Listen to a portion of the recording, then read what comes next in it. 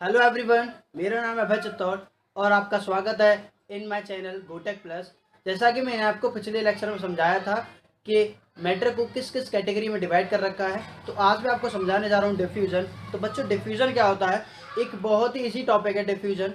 Diffusion होता है जब एक सब्सटेंस के पार्टिकल किसी दूसरे सब्सटेंस के पार्टिकल में मिक्स हो जाते हैं, दैट इज कॉल्ड डिफ्यूजन।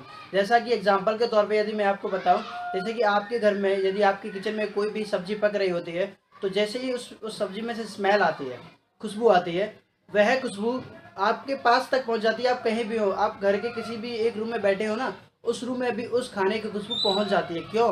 क्योंकि उस खाने की जो खाने के जो पार्टिकल है ना, वो एयर में मिक्स होके आप तक पहुंच जाती है, दैट इज कॉल्ड डिफ्यूजन। अगर आपने कहीं भी आपने अगरबत्ती ली है और किसी घर के कॉर्नर में लगा दिया आपने, तो भी आप तक खुशबू आ जाती है। क्यों? क्योंकि ये डिफ्यूजन ही होता है। ठीक है, जैसे कि डेफिनेशन बताऊं, when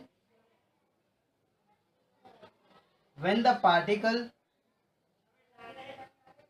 of a one substance या ऑफ अ सब्सटेंस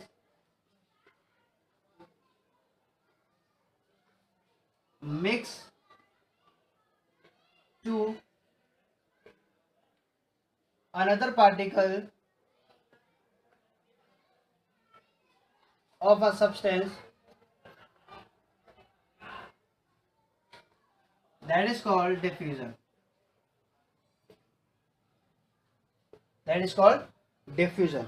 आप डिफ्यूजन की एक और भी डेफिनेशन ले सकते हो। वो डेफिनेशन क्या है? और when the particles of a higher concentration to the move to the higher concentration to the lower concentration, higher concentration to the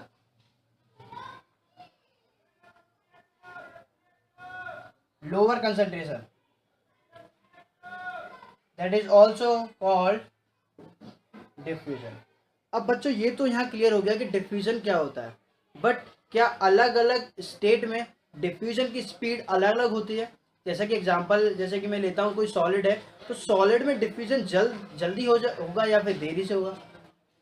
यदि लिक्विड की बात करूँ, तो लिक्विड में डिफ्यूजन जल्दी होगा या फिर देरी से होगा? सेम अगर मैं गैस की बात करता हूँ, तो उसमें भी जल्दी से होगा या फिर देरी से होगा। चलो समझते हैं कि किन किन स्टेट में डिफ्यूजन जल्दी होता है और किन किन स्टेट में डिफ्यूजन देरी से होता है। ठीक है, ये सबसे पहले लेता हूं मैं गैसेस। तो बच्चों, अगर मैं आपको बताऊं, तो सबसे रैपिडली होता है, सबसे जल्दी होता है डिफ्यूजन इन गैस में सबसे जल्दी होता है, फास्ट टेक प्लेस, बहुत जल्दी होता है गैस में। क्यों?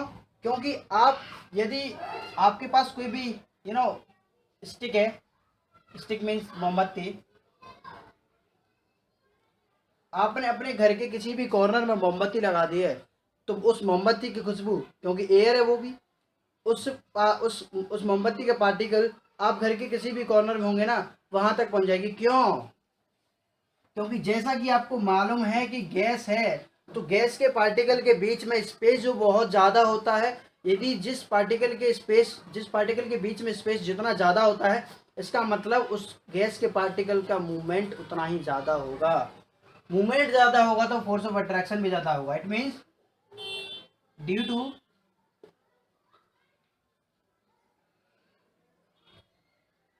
मोर movement, due to more movement, या फिर कह सकते हो आप इसे,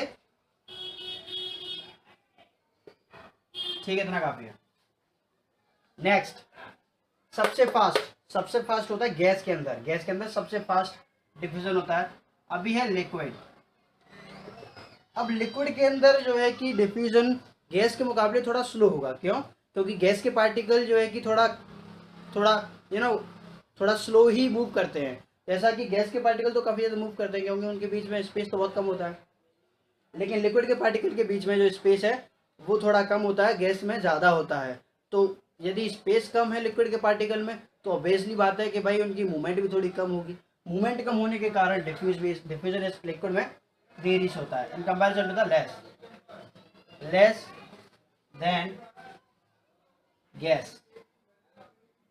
ठीक है, गैस के मुकाबले लिक्विड में डिफ्यूजन कम होगा। अभी बात करता हूँ मैं सॉलिड की, ठीक है। सॉलिड की बात करूँ मैं तो बच्चों सबसे स्लो प्रोसेस होती है डिफ्यूजन की इन सॉलिड में, क्योंकि सॉलिड में सबसे ज़्यादा, क्योंकि सॉलिड के पार्टिकल के बीच में स्पेस होता नहीं है, स्पेस होता नहीं है तो भाई पार्टिकल जो है कि मूव नहीं कर सकते, और मूव नहीं कर पाएंगे तो क्यों नहीं कर पाएंगे, क्योंकि उनके बीच का फोर्स ऑफ अट्रैक्शन सबसे ज़्यादा होता है। स्ट्रॉन्ग फोर्स ऑफ अट्रैक्शन होने के कारण मूवमेंट मूव नहीं कर पाते सॉलिड के पार्टिकल, जिसके कारण डिफ्यूजन बहुत लेट होती है, लेट प्रोसेस होती है, लेट प्रोसेस। सॉलिड में डिफ्यूजन होने के लिए करीब दिन भी लग सकते हैं, 1 दिन 2 दिन, हो सकता है साल लग जाए, महीने लग जाए, ठीक है। सबसे फास्ट होती है गैस में डिफ्यूजन, उससे कम होता है लिक्विड में, और उससे सबसे देरी से होता है सॉलिड में। जैसे कि अगर रस्टिंग भी एक डिफ्यूजन का ही एग्जांपल है, रस्टिंग भाई एक डिफ्यूजन का ही एग्जांपल है, ठीक है। तो रस्टिंग तो का एक ही दिन में रस्ट लग जाती है, नहीं 2 से 3 दिन लगते हैं तब जाके रस्ट लगती है, ठीक है। इतना क्लियर है, ठीक है।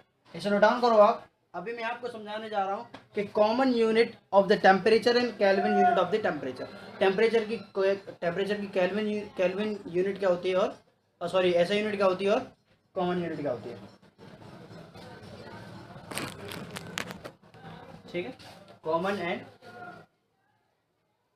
SI unit of temperature. बच्चों टेम्परेचर की कॉमन यूनिट होती है, कॉमन यूनिट ऑफ टेम्परेचर की होती है डिग्री सेल्सियस,